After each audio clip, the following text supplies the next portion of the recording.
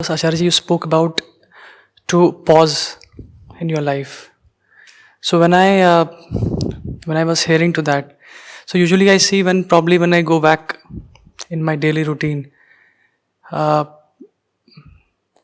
I don't see these pauses coming. I usually feel that it must. For example, in this session when I was listening, I felt that pause coming up. But usually when we go to back to our daily living, we usually have a lot of things, and then this pause doesn't come. And at the same time, you have also like told us that you must have a life wherein there is nothing like no there's nothing where you even have a thought for yourself. So how to See, in the ordinary life, if you take a pause, that pause will ruin you. That is why so many people prefer very occupied and busy lives. Because if they pause, if they have spare time, they will necessarily do something self-destructive. Don't you see that? The moment a person has spare time, what does he do? He self-destructs. So, reflection is not something that you do by taking out time exclusively devoted to reflection. If you have to take time out to reflect, it merely means that the life that you are leading has problems. And if your life has problems, then the time that you take out from life will not augur well. You will misutilize that time. Therefore, reflection or stock keeping has to be spontaneous. It has to be something concurrent. Your life has to be such that it forces you to be spontaneously reflective. Only when your life is bad, you will not be spontaneously reflective. Then you will want exclusive time for reflection, like people want spare weekends. But the moment you want exclusively devoted time for reflection, you have already proven to yourself that you are leading a bad life. Getting it? The life is good. Who will have the time to break away from it, even to reflect? Life is great. Who wants to even reflect at it? Lead a life, I repeat, that forces you to be spontaneously reflective. That must be the kind of work you pick up, the relationships that you make. They should not allow you to stay unconscious. If you stay unconscious, you should receive a jolt. And reflection has happened. Why must you reflect after 24 hours? If you are falling asleep, then the reality check, the reminder should come immediately. Or do you want to waste the entire day and then reflect in the night and conclude that the day was wasted? So when must you be reflective? Continuously. And that's the mark of the right life. I repeat, it forces you to be continuously reflective. It demands attention from you. If you do not give attention, then that life will be spoiled. To maintain that life, you will have to keep supplying attention. Opt for such a life. On the other hand, you can conveniently go for a life where you can happily remain unconscious and still make a living and proceed with your daily worldly matters. In that kind of a life, there would be suffering. And when there will be suffering, then you will be forced to reflect, if you are lucky. But that reflection is just a kind of grief in retrospect. You are grieving over dead time. It's gone. What's the point in reflecting now? Therefore, all reflection, all attention must be in the moment. Do not say that 7 to 8 is my appointed time to look at my day. Do not say that when I close my day, I write my diary or journal. Even if in that journal you discover that everything was wrong with your day, would you now recover your day?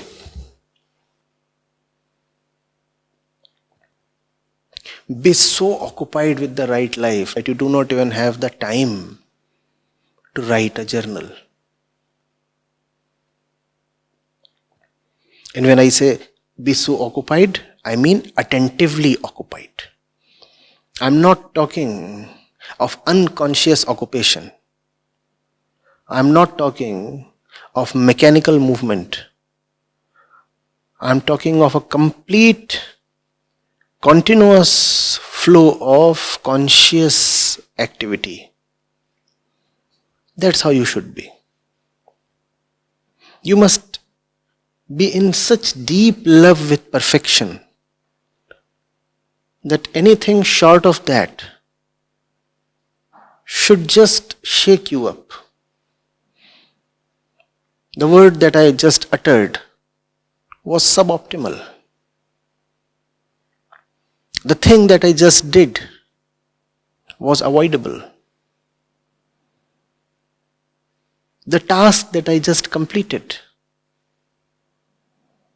was qualityless. This should be clear to you even before that task is completed.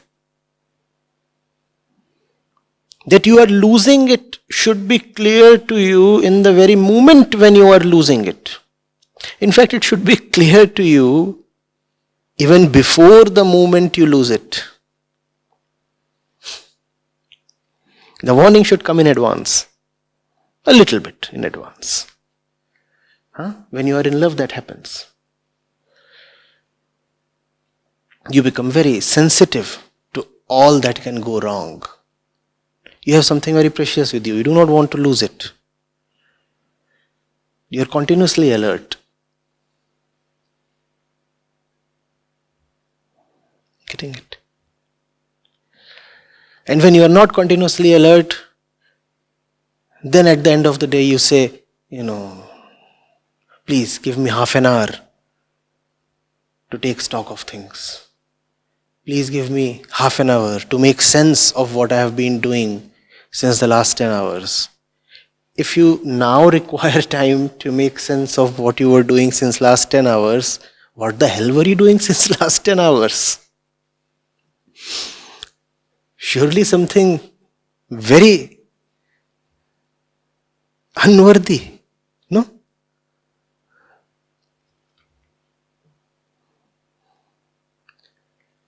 Getting it?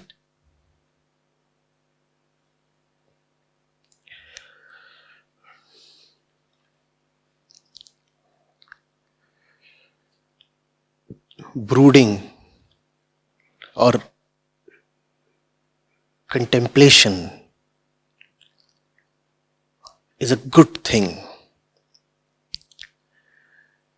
but only for those who are not living rightly. They must contemplate. The best thing is to live so rightly and so fully that there is neither a need nor the space and opportunity to contemplate. There is neither the need to contemplate nor the opportunity to contemplate. You are so full. That's the best thing. However, if you are living wrongly, Then you must take time out, go somewhere, be on the hills for some 20 days and figure out that you have wasted your life. Does that sound great? Going to the hills only to find that you have wasted your life. So there is nothing so very fascinating or romantic about being pensive. Leave that to the thinkers. If somebody is thinking a lot, it merely means that he has a lot to atone for.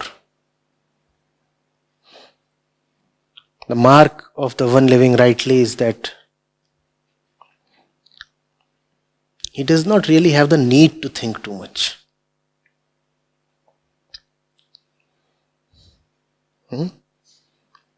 Thought in some way is a compensatory mechanism.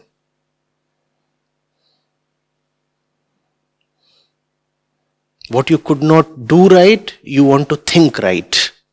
But you cannot think right what you have done wrongly. Or can you? In the answer sheet, you spoiled a mathematics question. And now, once you are out of the hall, you are mentally solving the problem and doing it right.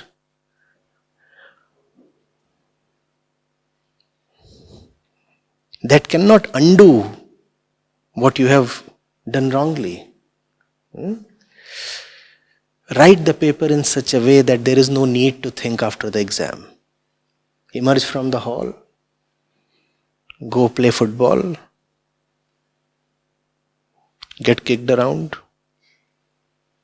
have a nice little brawl, and fall asleep. Thought is good when you are in a bad situation and you want some incremental improvement. But a thinker is not of much use in missions that require total dedication. Because a thinker will always remain uncertain.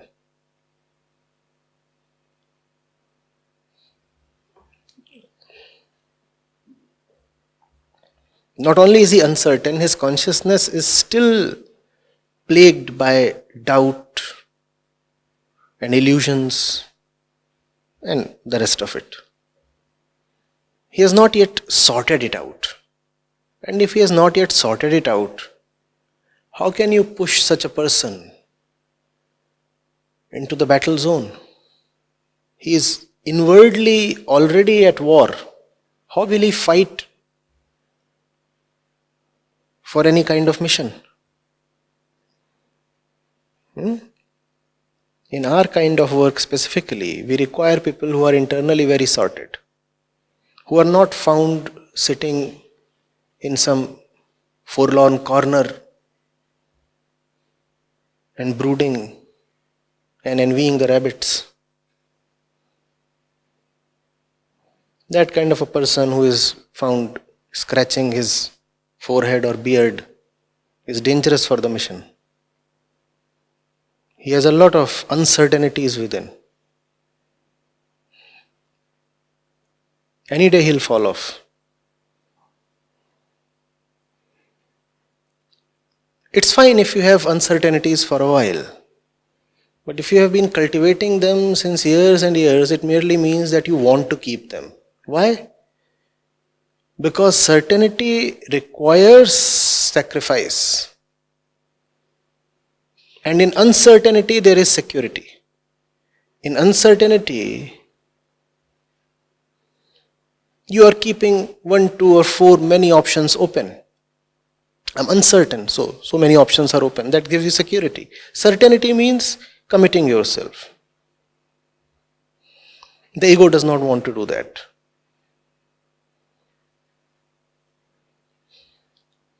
The ego would rather say, I am still chewing it, still thinking over it, I'm still thinking over it.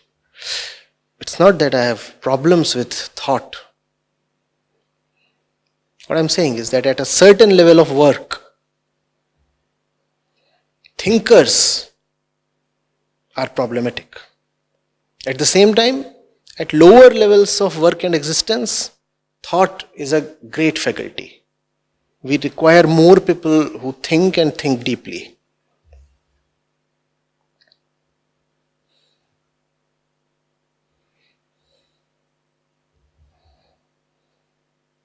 Getting it?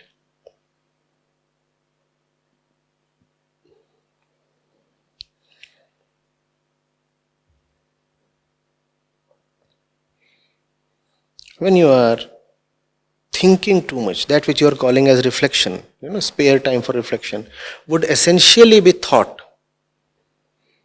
And when you are thinking a lot, then you are missing out on the reality. You are confined to your inner arena. And there is some kind of a silly game going on there, and you are charmed by it. You're not available anymore. You're not available to reality. You're not available to the fact. You're not available to action. You have been handicapped by your internal demons.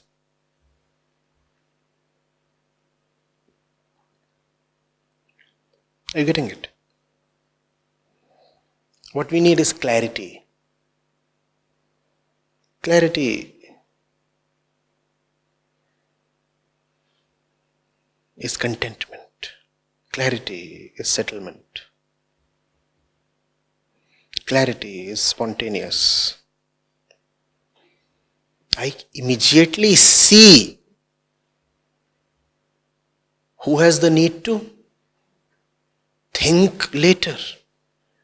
And if you have the need to think later, it is a proof that you are not seeing. No? Just see. And that's your stock keeping. Just see. So what you said, Acharya ji, was quite new to hear. I think because probably I was, when you were saying, it came to my mind that our education has given us the highest thing is probably the thinkers. Probably which I have, like Jean Paul Sartre, or I would have Albert Camus, or some. So probably, and you keep on, like you have seen their lives, you've seen their pictures. So probably we idolize that, and they are just sitting and they're writing and. A thinker obviously is to be respected. A thinker is far superior to an unthinking person, because an unthinking person is a silly automaton. What I'm talking of is the spiritual zone. In that zone, thinking is not to be taken as something very worthy or desirable. If you continue to think necessarily, compulsively, then when will you understand? Thought at best can be a precursor to understanding. Thought at best can be a facilitator to understanding. And remember that all thought involves time. Therefore, if understanding comes piggy riding on thought, then there is a time gap. You thought and then you became clear. And that will not allow you to be spontaneous. You getting it? You ask me a question. How will I respond to you in real time if I have to first think about it for half an hour? How will I respond? And that's the nature of life. Does it wait for you to think and conclude? No. Life asks one question after the other, throws one opportunity after the other. If you keep thinking about everything, then you are losing out on everything. Because thought involves time. And also remember that the output of thought is far from perfect. There is no guarantee that your thinking will yield you a perfect or right conclusion. Spontaneous understanding is a different thing altogether. There is no possibility of an error there. You just know. Without time, without method, you just know. That's what is real mysticism. You just know. And if somebody asks you, from where did your response come? You will just shrug your shoulders and wriggle your hands and say, well, if only I knew.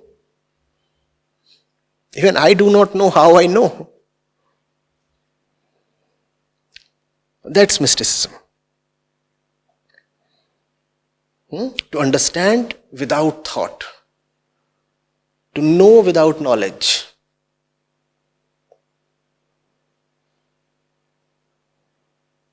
To know without time.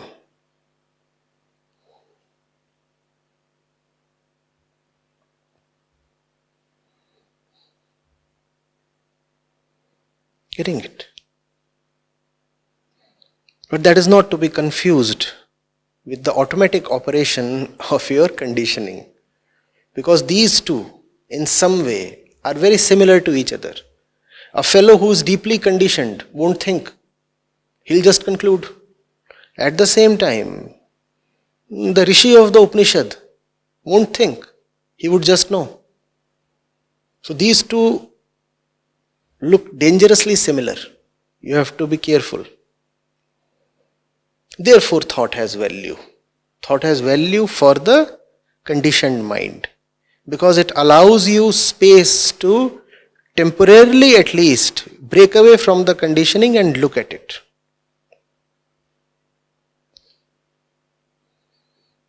I have said both things, mind you. The importance of thought and the limitation of thought.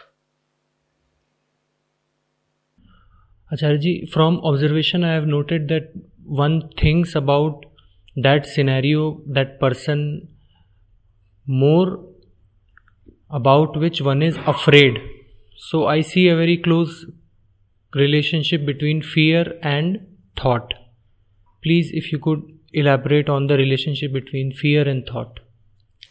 You see, if there is something that you hold close to yourself, then you work for it. Right? You work for it, and if you feel it's secured, then all is all right, there is no need to think. And if it's still not secured, then you continue working for it. In either scenario, where do you get the time to think? If I am fearful about something, if I think I might lose something, what do? If I am an honest person, if I have some sincerity, what will I do? I'll work. I'll do whatever it takes to be with that thing, not lose it. I work and work.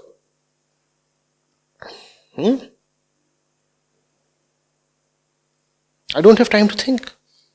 If I really love that thing, I don't have time to think.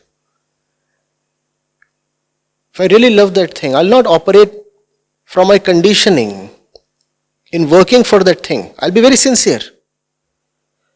Because I love it. I want to keep it. I'm afraid of losing it. So I'll be sincere. I'll be sincere in my work. And if I'm sincere in my work, how do I get the space to keep the work apart and think? Now that's the difference between attention and thought. Attention makes your action even more powerful. Attention is like giving your action a right direction and a boost of energy. When you are attentive while acting, then your action gets a shot of energy and also the right direction. On the contrary, when you are thinking while acting, thought saps away energy from the action. Have you not seen that? Have you not seen that? So if you are sincere about the thing that you are afraid of losing, would you think? Because by thinking, you are impeding your work towards securing that thing. By thinking, you are only ensuring more and more that the thing will be lost.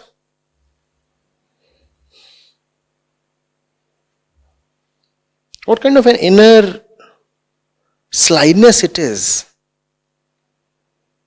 that professes to care for a thing and works to destroy the same thing. And how do you destroy that thing? By thinking instead of working. The time, the energy that should have gone into concrete work is instead squandered in open-ended and endless thought. And to keep yourself morally defended, you say, I am thinking because I love that thing.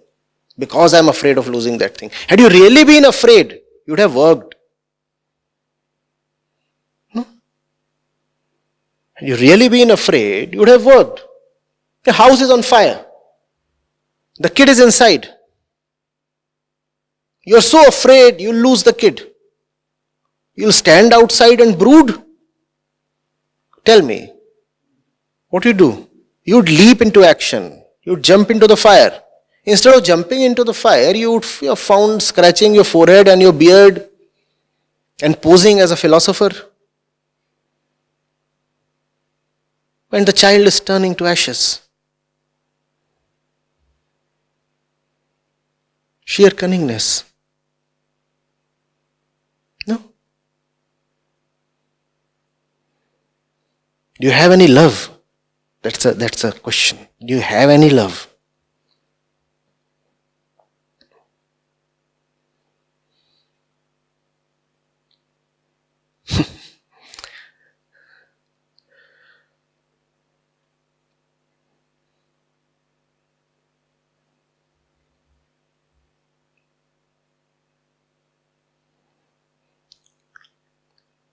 Do you have any love? Have you ever loved?